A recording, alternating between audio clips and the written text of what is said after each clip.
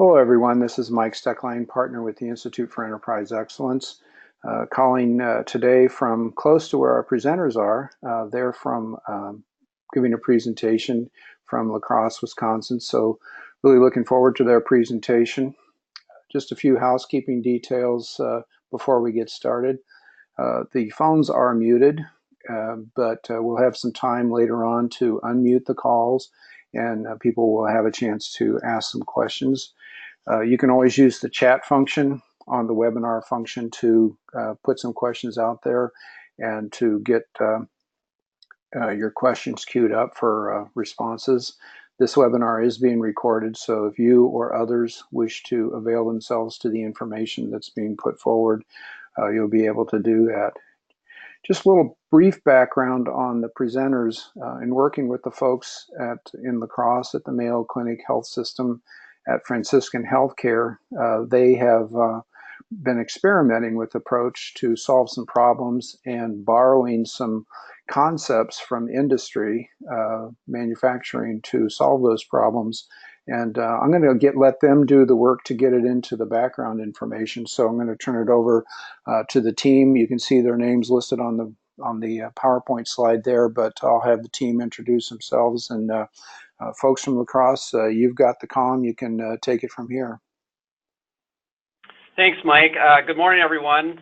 My name is Tanner Holtz, and I serve Mayo Clinic Health System as a Vice President in operations in the Southwest Wisconsin region, which, as Mike indicated, is in La Crosse, Wisconsin. Our region of Mayo has 2 hospital sites and 9 regional clinic sites, approximately about 3,500 employees in this region, just to give you a little context. There's 2 other individuals with me, and I'll let them introduce themselves. Hi, good afternoon. This is Jeff Schmall. I'm an operations administrator for Mayo Clinic Health System in La Crosse, and I support the medical specialty division. And hi, I'm Heather Kuyat-Kuhn. I'm an operations manager also here at Mayo Clinic in La Crosse, and I also support the medical specialties division. Important piece of context on this. So the 3 operational leaders we have here today serve basically in 3 tiers of our organization. I serve as the executive level. Jeffrey Schmoll has multiple departments that he's responsible for at an administrative level.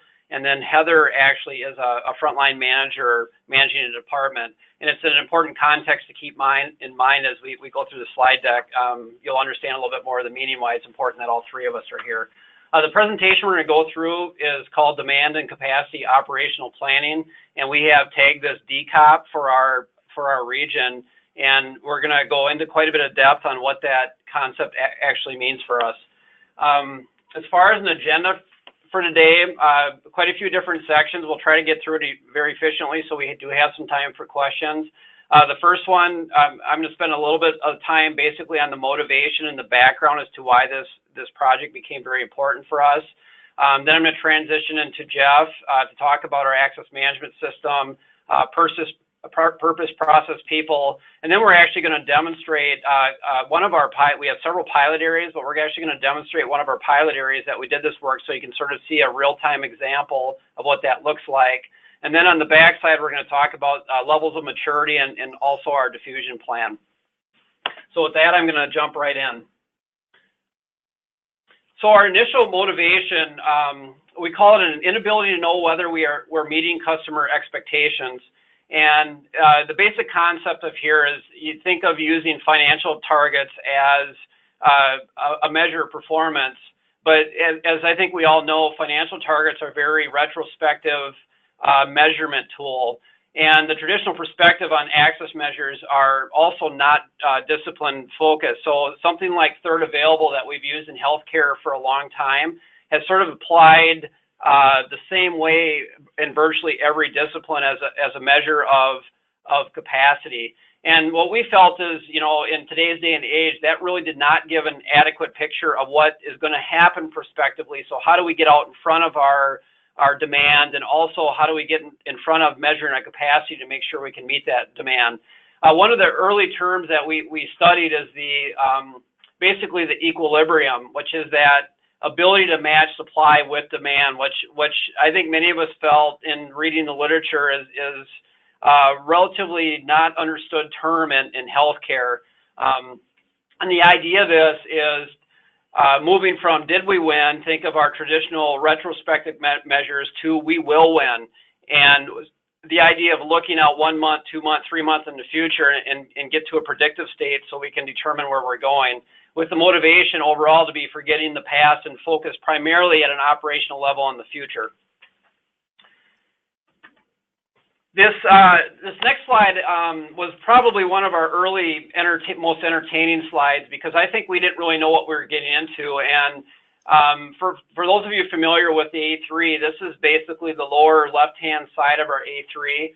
And the section of this that I think is most valuable to focus on is in the bottom right-hand corner. We have these 4 blue boxes. And the way we used to manage our capacity is very similar to how this flow chart describes. So in the example here was in our GI lab. So the first statement says, what days do we have providers available in our lab next month? And that gave us a number. So then what we did with that number is we created a template. And that template allowed us to fill slots. And then what happened after we filled slots, we would look back and say, how many procedures did we do? And did we actually meet our plan? And obviously that looks very simplistic, but if you look at many of our practices, that's exactly what we were doing. There was no context around what was our budget set up to be, what was our forecast looking like, what is the anticipated referral rate coming in from our provider base. And obviously when we did this, this really helped paint the picture of the motivation that I talked about earlier. So what did we do next? We actually had at the time an industrial engineer that was on our internal consulting team that spent about 20 years in manufacturing. And he just sort of off the cuff conversation, he mentioned that you guys should study the SIOP methodology. And SIOP stands for, in manufacturing setting, Sales and Inventory Operations Planning. And at the time, we didn't know a whole lot about that concept. I'm sure I heard it in grad school and ignored it because I worked in healthcare. So what we did actually is we found these 3 books. And what's interesting about this is I believe the yellow book, the Sales and Operation Planning Handbook, is from the mid-'80s. So literally what we did is we looked back, 20 years ago, what manufacturing did to actually set up demand and capacity rates to determine what their potential forecasts would look like. And we had a small work group at the time that we sort of force-fed reading these books, talked about the concepts, and probably had about 2 months of banter back and forth on why this will never work in healthcare and why this doesn't apply to healthcare, because we're working with people and they have assembly lines and it's fairly structured. But in the end, we thought, you know what, this is a valid concept that's been very proven in manufacturing that we felt like we should give it a go. In particular, if anyone's curious, the 3rd book was the best one, the Partners for Excellent books. The other 2 were kind of worthless, actually, but we did read them. So the next slide, actually, you can see in the footnote, we stole this page directly out of one of the workbooks that I just showed. And this is the basic format that many manufacturing sites, even to this day, follow when they're developing their capacity in their plants. And you can see it's kind of a 5-step process. What this process is: always cyclical, always moving, always very real time. And the basic 5 steps are: 1, data gathering, and you can see there's the demand, supply, inventory, backlog, traditional manufacturing turns.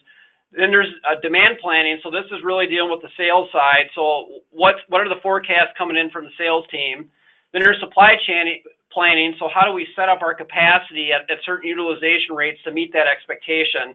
And then once they have those inputs, there's always a pre-meeting where they're basically reconciling resource requirements and constraints to make sure that you can actually meet the demand rate within the capacity that you have available. And then the step 5, and you'll see this even in our process, then there's an executive review. And the idea of this is, obviously things aren't always in balance. So what this allows is a kick up to our executives on a real-time basis of potential scenarios, issues, decisions or recommendations to try to improve that equilibrium that I mentioned before, trying to get demand and capacity actually in check. So then what we did is, because we work in healthcare and we felt we could not call our patients inventory, we basically took that chart and did a redraw of it, trying to create a theory of what does this model look like in healthcare. So you can see we have the same 5-step program, and this slide originated probably, it's probably about 9 months ago now in our early discussions about how do we translate those concepts into an operational system in our healthcare setting. So what you can see is we have data gathering, demand planning, supply planning, a pre-meeting and executive meeting, very much the same as what you saw in that prior slide, but we're actually identifying tiers and owners who would actually own that work at each step along the way. And this became the foundation of our the model itself, and also the teaching that we've had to do to try to get some of our initial pilot areas on board with what this looks like. From a purpose and benefits standpoint, and hopefully you're able to see this in the demo that we're going to go through, the idea this it always begins with the customer. So you can see very early in that 5-step program, we're looking at demand. So what are the customer expectations? In our case, it's patient scheduling appointments, or it's referring providers trying to get patients into our schedule. In our prior model, it was, like I mentioned in that early A3, it was very based on our expectations. So we've set our capacity based on provider availability. It was not customer focused. It did not look at how much demand, how much need we actually had. So it does sort of change the algorithm as to how do we actually develop capacity in our practice. It strategically directs business. Hopefully you're able to see that. It does integrate and align plans. So what we're finding in some of our pilot areas is we're much easier, much better means to reconcile to what our plan was than what we had before, because we are definitely getting prospective information forward. Open communication venue. This is sort of an eye-opener, because before each area independently set their capacity, so now there's an open forum where we review upstream, downstream. It does require action plans. There's definitely an increased accountability. We have real-time reporting by our work units. It aligns the tiers of our leaders. And one thing that is very critical in this, that when we initially started, we took our region's top leaders, our top 2 executives, and we did some extensive training on what we're trying to do to get them on board. And obviously that's to help us remove some barriers. Challenges to overcome, and many of these are, I'm not going to read through all this slide. I think everybody can look at it, but some of these are very obvious things that we see in many of these types of initiatives. One in particular that I think is very fascinating to me is the history is the only thing we truly know. And basically what we're really trying to do here is, once the day is passed, there's nothing you can do about it. So it is sort of a cultural shift to try to get all of our leaders to completely forget about what your schedules looked like yesterday, because the only thing we're concerned about is what it looks like going forward. But what you will see in our early pilots is we still are pulling in historical information as sort of a demand to understand it, because you may have seasonality, you may have some of those things that influence it. But from a capacity planning standpoint, we really want to look forward.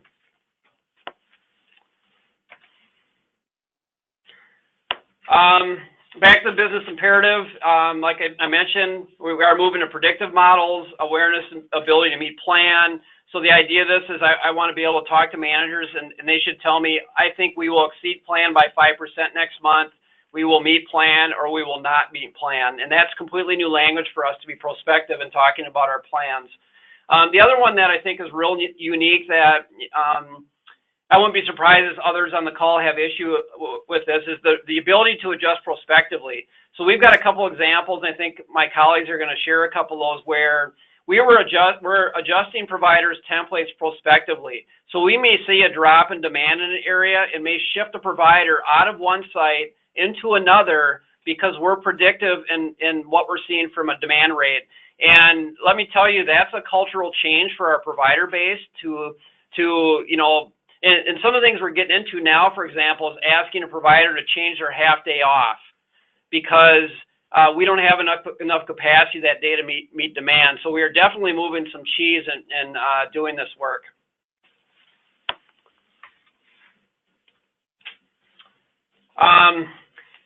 Last thing I'll mention before I slide over into Jeff is just the concept of a lot of our current state indicators that we see. Visit volumes, financial statements, booking rates, no-show rates, panel sizes, utilization ratios. And some of what you're going to see in the modeling that we're doing is, these are, and I mentioned this, all these are good for trending and giving us a baseline, but a lot of what this DCOP process is trying to get into is predicting. And none of these models are solid for predicting of what's going to happen. So that gives you a lot of background, and I'm going to slide over to Jeff Schmoll, who's going to get into a little bit more detail. All right, good afternoon, everyone. Thanks, Tanner. That was a great 10,000-foot overview. What I'm going to do is I'm going to take us back to the beginning and bring it down a few notches, maybe to about the 5,000-foot level. And some of you on the phone are more operational in nature, closer to the front line, and might be interested in, how did this get originated? What are the steps that you took? We'll kind of detail a few of those things in these next few slides. So I still remember the day when this conversation kicked off and I was sitting in Tanner's office and we're both kind of palms up, shrugging the shoulders, saying, what are we going to do about this? We have this access issue. We want to meet our patients' demands, but we're not quite sure what to do. And through just some idea catchball, we came up with sort of this dynamic system idea, and we just kind of played with it a little bit. And if any of you are familiar with the discipline of systems dynamics, you'll recognize sort of this stocks and flow diagram. It's about as basic as it can get, where you basically have an inflow, you have a stock or an inventory, and an outflow. And I'm really shocked that this label to this process didn't make our slide deck. Maybe it's because we want to come across as ultra professional, and demand capacity operational planning certainly comes across that way. But for the longest time before we landed on that, this was known as the bathtub model, because we simply drew a bathtub on the wall and said, hey, are we filling the bathtub up, or are we emptying it, or are we holding static? And that's where the genesis of this came from. Now, once we kind of discussed that a little bit, we kind of realized that we were landing on a model that had some potential, and so that kind of generated some excitement. But of course, as you know, all models are wrong, but some of them can be useful. But we ran with the usefulness and thought, all right, let's start aligning our purpose, our process, and people, something that we knew that we wanted to do. But at this point in time, we were doing it, as sort of an imperative. And so our purpose, essentially, at this point was, we've been told we need to do better. Our process was kind of haphazardly somewhat designed, but we thought, let's follow this for some measure of success. And then with the people, it was essentially, let's just make it happen. Now, as you know, if you're familiar with the Shingo model and its alignment, you know that the gravitational force towards tools is very mighty, and for multiple reasons. But tools in this instance for us was really the process that we created. It was sort of a fix-it solution. We had a problem, we created a solution, we're going to get it done, and it's sort of like another pat on the back. But we knew we really needed to do more, and so we started organizing people around this idea. And once we started to organize some people around this idea and get their input, we started to see sort of the systemness associated with this. Systemness in this case is we started to see that it was really more than just a collection of parts, but really it was defined by the quality of their interactions. And once we started to appreciate that, we understood that we were sort of onto something that was a little bit more complex, a little bit more involved than what we had originally thought. And that really challenged us to sort of ratchet up our approach. And so what you see at the bottom of the screen here is sort of our attempt to sort of map this from a systems perspective. And so we created a good purpose statement to create a consistent way to anticipate patient demand and match capacity to deliver care. We aligned the principles that we thought were most relevant for this effort to that purpose statement. And then we turned our attention to the roles, identified the behaviors that we would like to see from those roles, and then ultimately authored sort of a desired outcome from this process.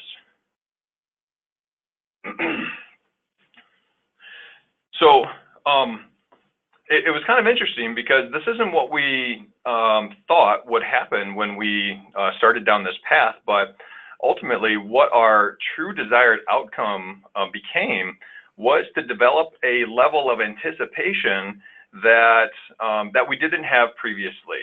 And obviously that's not a new word for anyone on the phone, but maybe new as kind of a concept that's sort of thrown out there and as an aspiration to achieve. But Peter Drucker, the preeminent management guru, once said, the best way to predict the future is to create it. And at another time said, one of the most important managerial skills during times of high turbulence is anticipation. Now, my editorial on that essentially is, when are times not turbulent now? Essentially, they're always turbulent, and therefore we need anticipation basically at all times. Okay. Now, anticipation in the way that we're defining it, one of the reasons why we kind of landed on that word and perhaps liked it a little bit better than predicting was, predicting sort of has an element of hocus pocus associated with it, and at times that can become a little bit intimidating to folks that you're asking to do that. But anticipation really is an action-oriented word, and essentially when you engage in anticipation, what you're really doing is engaging in both opportunity identification and problem avoidance. So again, opportunity identification and problem avoidance, and that's essentially what we were going to be asking participants to think of. You can see the diagram that we have there in the lower right, up on the optimization, up in the upper right of that diagram. You can see that the question is, how can we make it happen?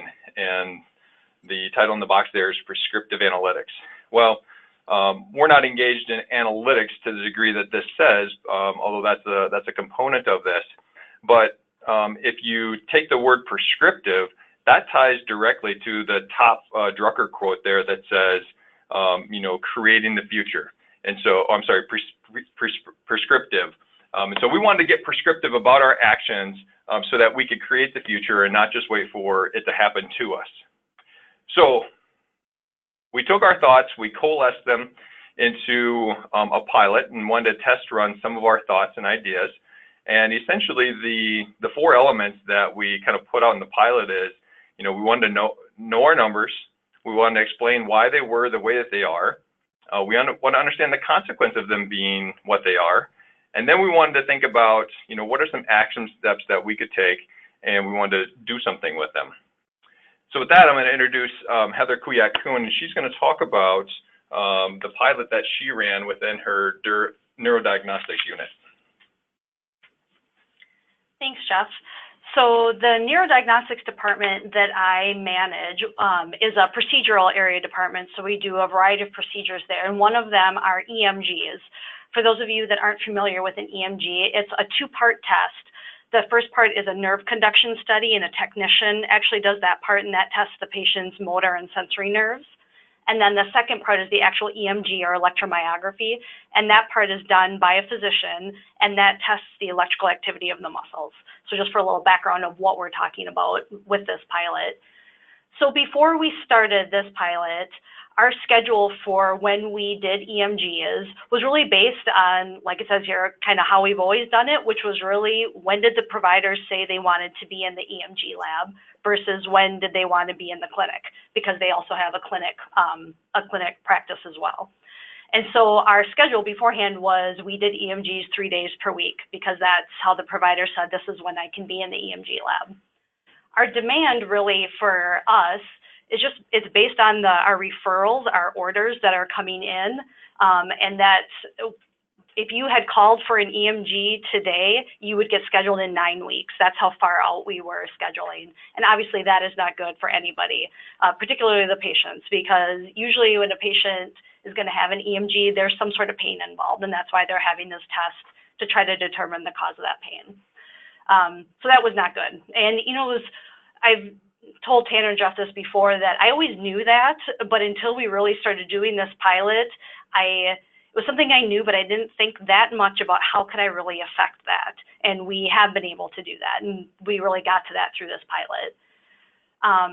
One thing that happens one thing that EMGs can affect is it can cause delays in other departments like orthopedics and surgery. One reason for having an EMG, a common reason, is if there's suspicion of carpal tunnel syndrome.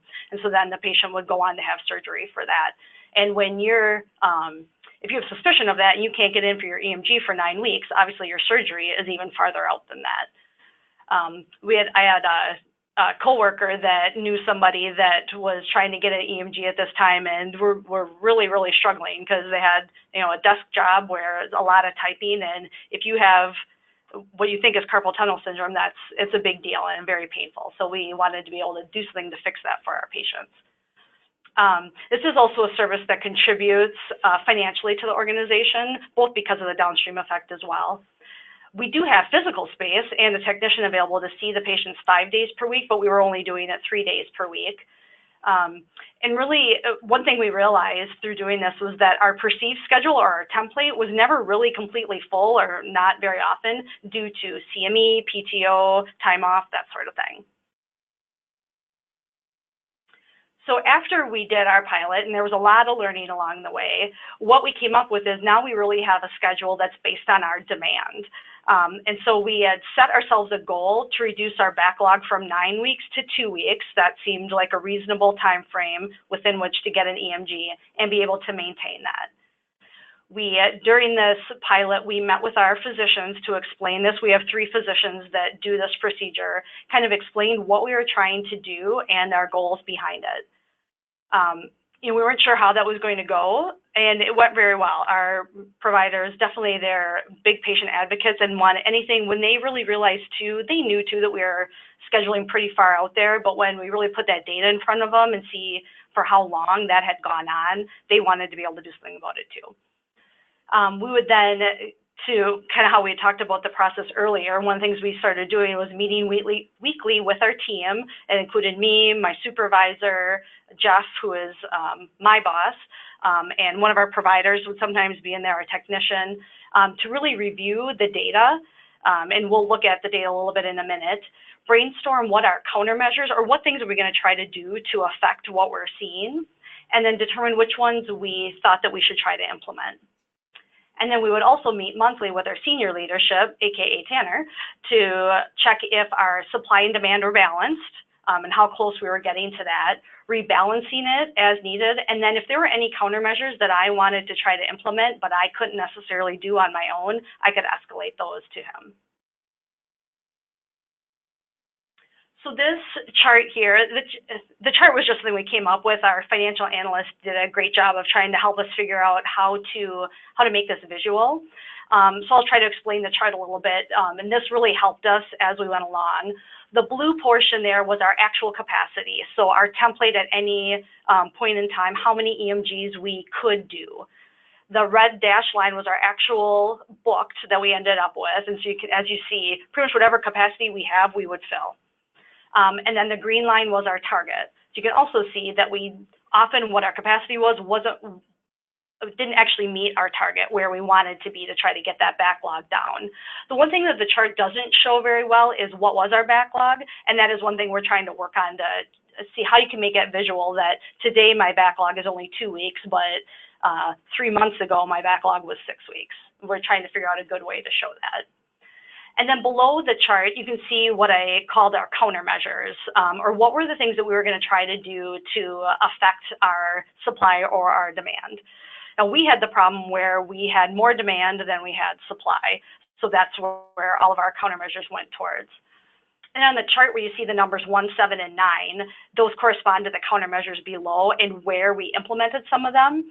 So at the number 1 there, we implemented number 1 below, which is where we had some conversations with our physicians to see if any of them were willing and available to pick up a half a day in the EMG lab. So it basically meant coming from the clinic into the EMG lab. And by doing that, one of our physicians, Dr. McKenna, was willing to do that, and he was able to do 3.5 days. So the impact of that is to have 150 more EMGs annually capacity for.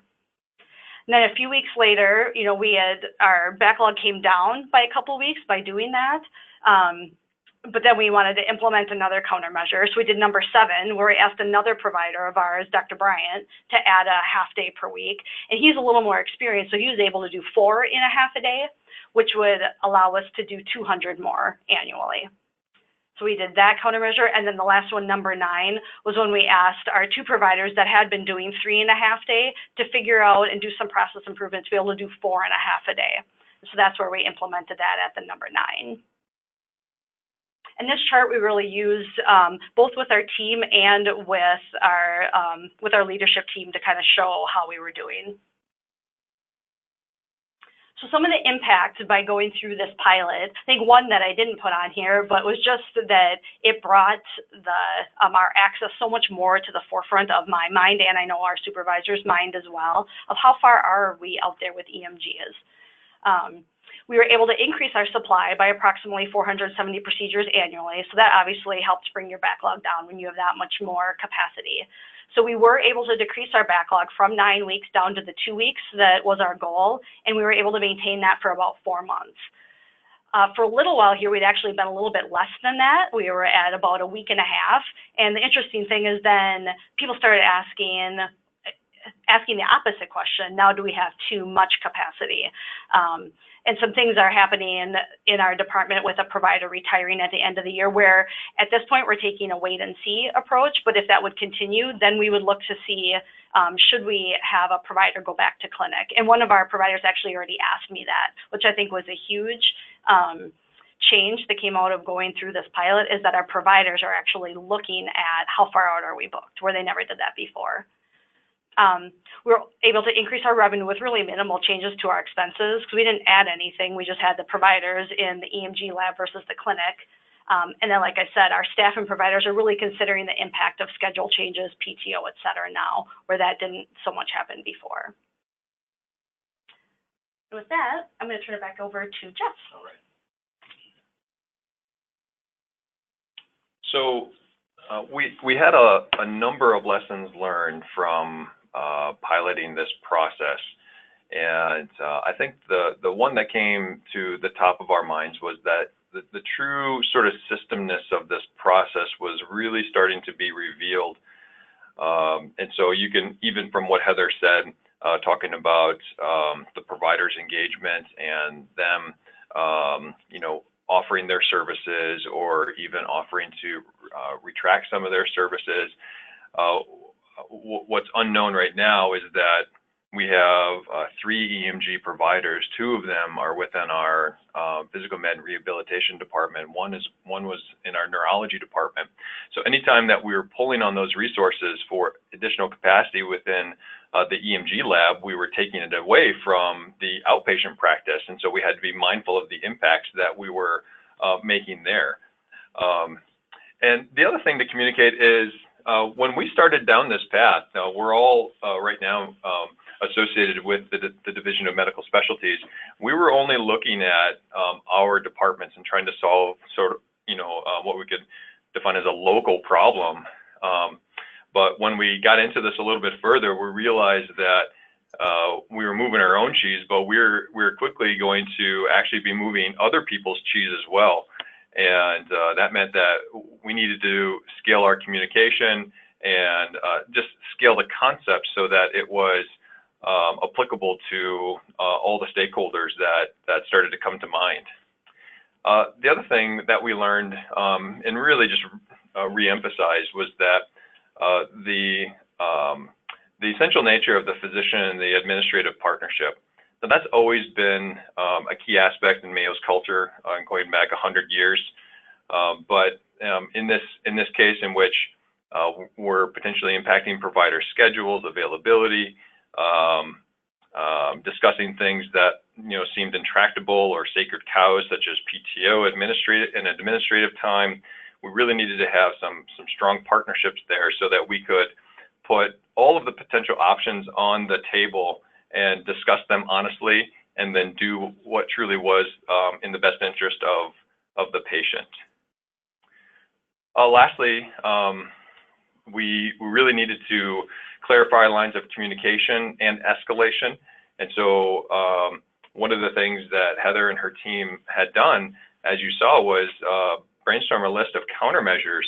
And one of the questions that they ask themselves when they're scanning their list to see if one of them could be a potential solution to the problem or barrier that they were encountering is this countermeasure within our local control? If it was, they had the freedom to go ahead and experiment with that. But if it wasn't, then they needed to know how to escalate that in an appropriate way so that it could get the attention of myself or Tanner or even our executive level sponsorship to see if they could help us to solve those. Lastly, we needed to articulate the role definitions and the accountabilities more clearly. And just kind of summing that all together, what we really needed to work on was sort of our purpose and our people side of the alignment. So we had a process. The process worked. It needed some refinement, but we needed to make sure that the rest of it was coming along with it. Now, going back to the Drucker quote when he talks about turbulence, sometimes the turbulence is introduced by yourself, and you know how to manage that change. And sometimes the turbulence is brought upon you by outside forces.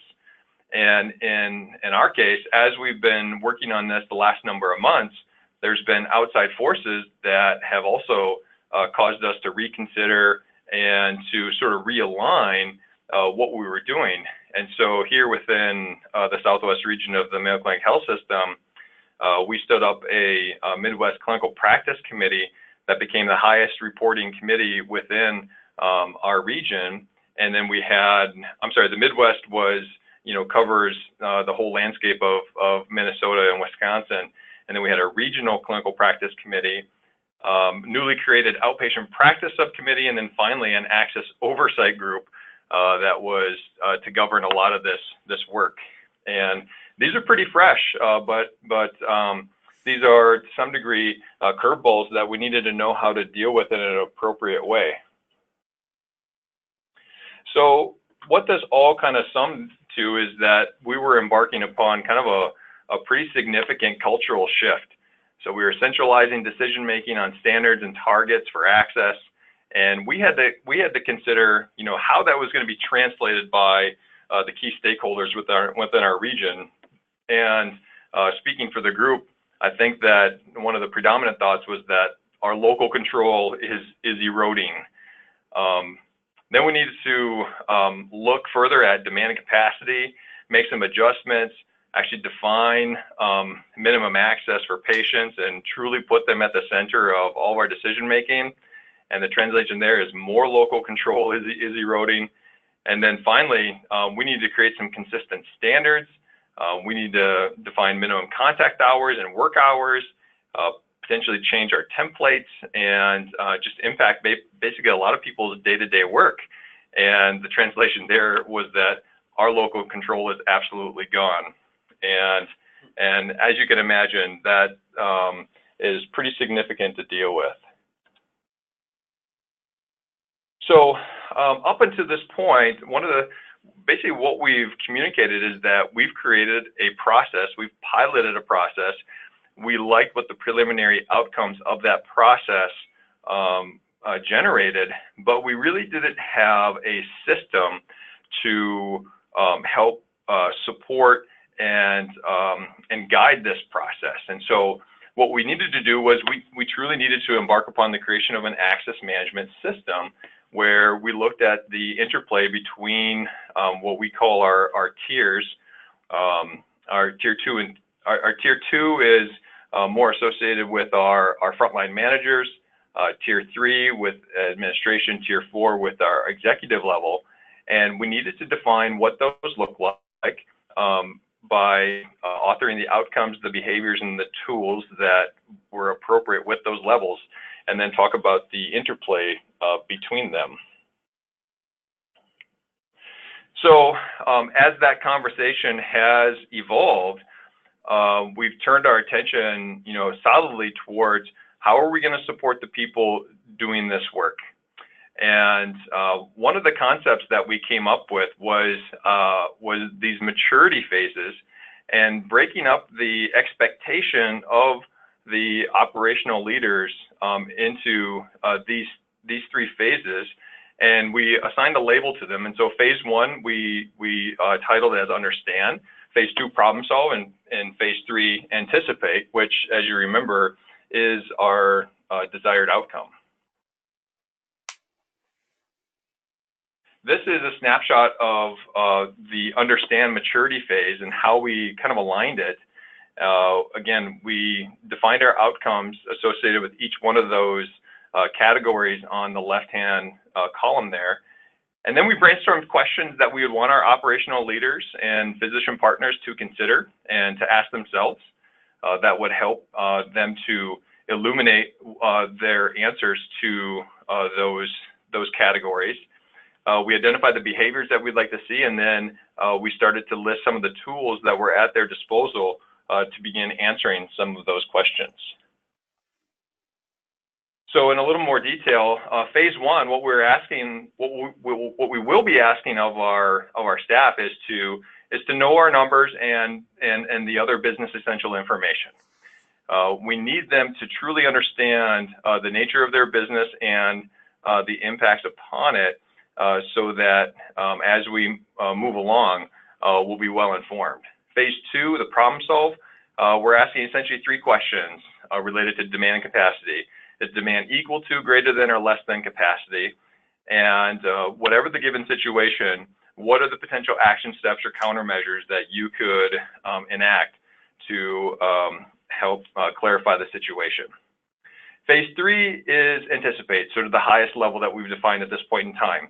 And this is really inviting them to think systemically, kind of service line focused, value stream focused, looking at the up and downstream impact on their decisions, so that we can start to perceive the whole and not just parts of the whole. Going one step further, again, wanting this to be a truly successful effort, we knew that we couldn't just put people in a room, show them a pretty diagram and say, go do it. What we wanted to do is we wanted to equip them further by assigning mentors to them. These are subject matter experts that have been doing this or something like this for a period of time and are more comfortable with this process. And so again, with the mentors, we kind of brainstorm the responsibilities that we expect of them, and then associated the skills, the behaviors, and the tools with those responsibilities. Right now, we have over 50 departments that have been assigned a mentor. We have bi-weekly mentor meetings that are being planned, and really, mentor kind of brings on a certain connotation in your mind. One of the ways that we like to describe this is that as an accountability partner. And so the mentor doesn't bear the full responsibility of the success of the implementation within the particular department necessarily. Now we did try to align mentors with areas that they already oversee as best as it was possible, but that's not always the case. And so they do have some built-in accountability already, but we did want them to kind of at least bear some of that burden, so that together we can move departments forward through the phases to where we want them to be. The other thing that we're doing is actively working on a web page that will detail the data source information that they need, the current access status, relevant documents, mentor assignments, and the meeting schedule so that they can have all of the information that they would need at their fingertips.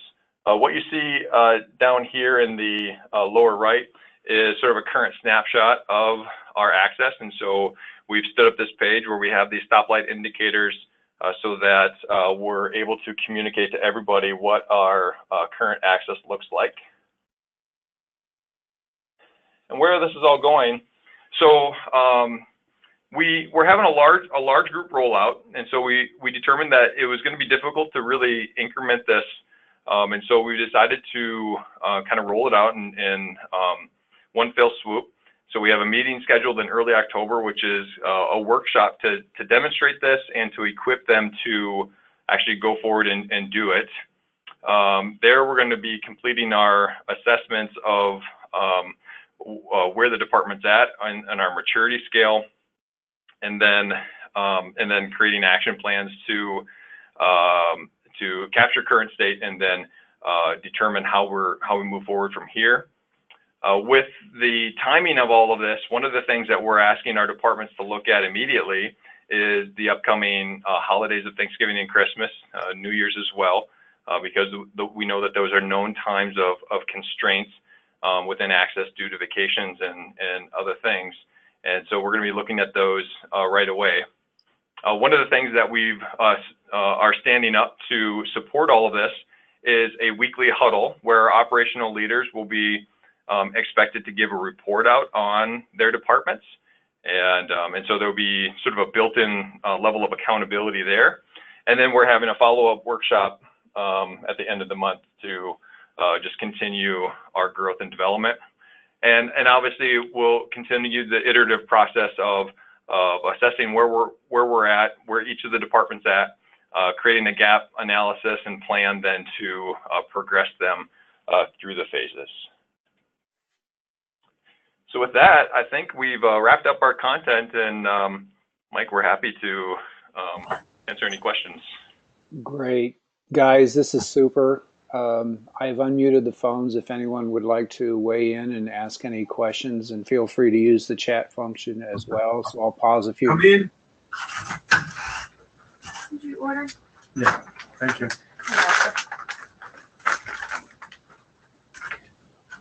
Are there any people out there that are on the website now that have any questions that you would like to pose?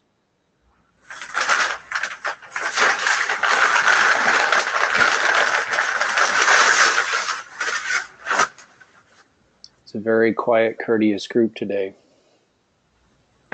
I am so pleased to see how you've built on a lot of the things that you've learned and talked about, and added some new concepts. Pleased with the inclusion of the contributions of Peter Drucker and others. I think this is just super. As I've been doing some work, and I know that when I was on site, was it last week when we did the system build course, I brought in some of the concepts of complexity science, and I see so many connections to that. And one of the things I see is that you've taken the time to really run some safe to fail experiments, realizing you're probably in a complex adaptive system. And as you're moving through that, you've come to some levels of stability where you're developing something that you think is going to be more reliable. And now you're in a better position to be more confident that you could actually expand this beyond and have others apply it as well. So I just think that's so great. Yeah, thank you.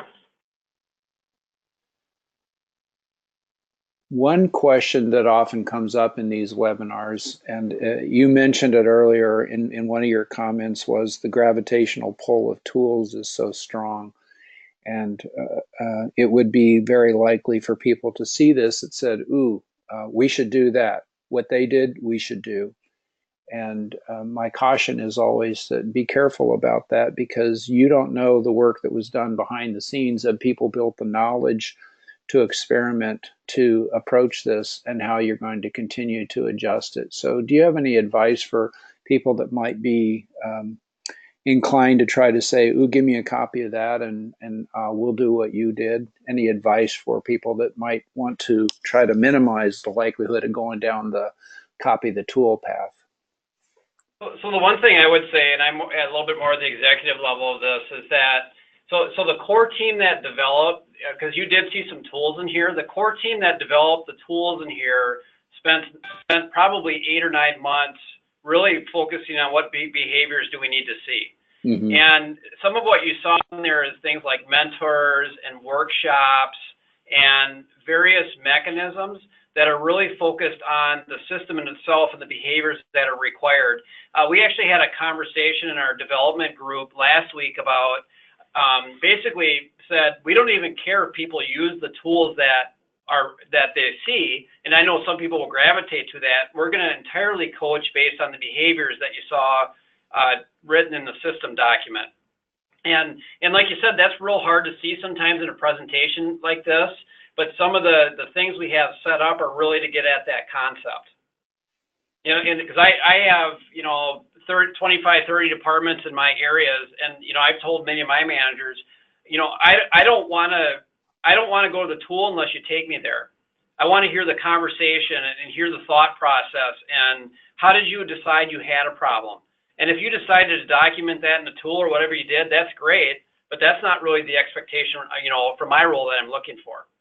One of the barriers that we experienced somewhat early on when we talked about scaling this was just the heavy lift that this was going to be on people, and everybody already has full plates of work to do. So how can you possibly ask them to do more?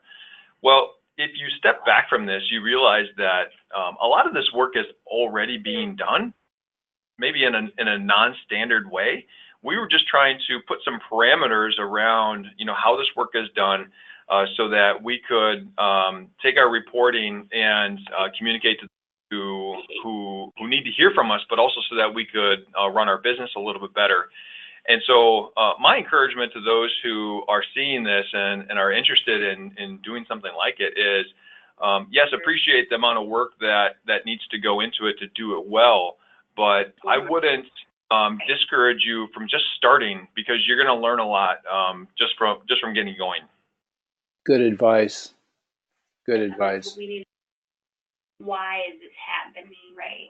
Why are these behaviors happening, and what, right? And sometimes when you get too many tools, then it talks about that. It gets too busy here. People, what behaviors do. Right, and that's really what we. So that's what I was just looking at that, and I was just looking for what are their key behaviors against the problem-solving system, and are we doing?